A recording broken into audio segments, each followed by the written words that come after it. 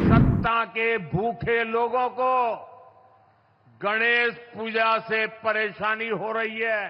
कांग्रेस और उसके इकोसिस्टम के लोग पिछले कुछ दिनों से इसलिए भड़के हुए हैं क्योंकि मैंने गणपति पूजन में हिस्सा लिया था। इन लोगों ने भगवान गणेश की प्रतिमा को ही सलाखों के पीछे डाल दिया।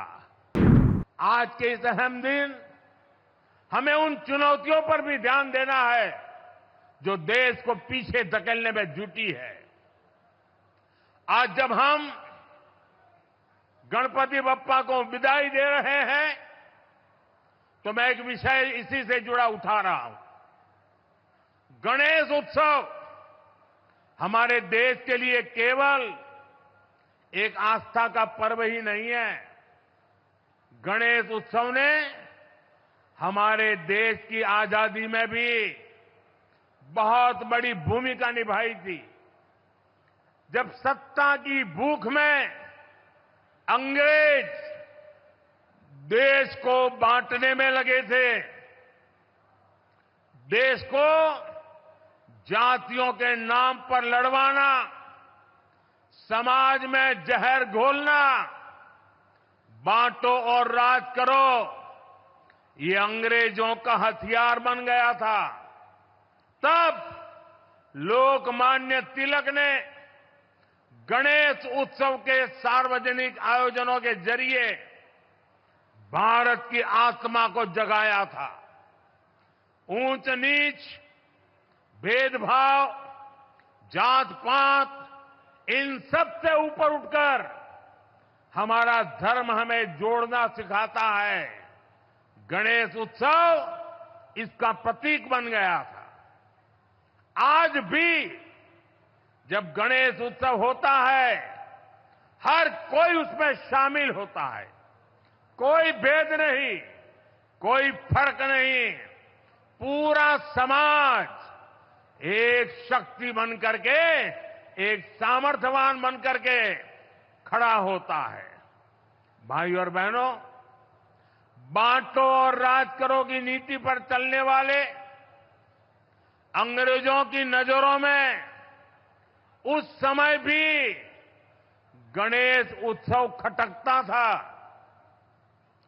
आज भी समाज को बांटने और तोड़ने में लगे सत्ता के भूखे लोगों को गणेश पूजा से परेशानी हो रही है।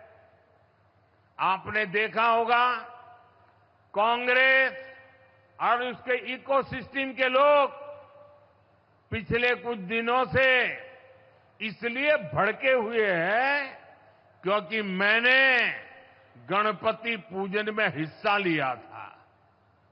और तो और कर्नाटका में जहां इनकी सरकार है, वहां तो इन लोगों ने और भी बड़ा अपराध किया।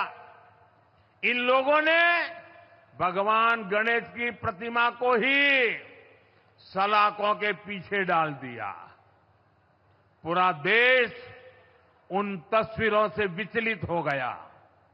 ये नफरत भरी सोच, समाज में जहर घोलने की ये मानसिकता, ये हमारे देश के लिए बहुत खतरनाक है। इसलिए ऐसी नफरती ताकतों को हमें आगे नहीं बढ़ने देना है। साथियों, हमें साथ मिलकर अभी कई बड़े मुकाम हासिल करने हैं। हमें उड़ीसा को, अपने देश को सफलता की नई ऊंचाइयों पर लेकर जाना है। ओडिशा बांसी करो समर्थनो पोइमो चिरऋणी मोदी रो अस्सा सारा भारत कोइबो सुन्नारो ओडिशा।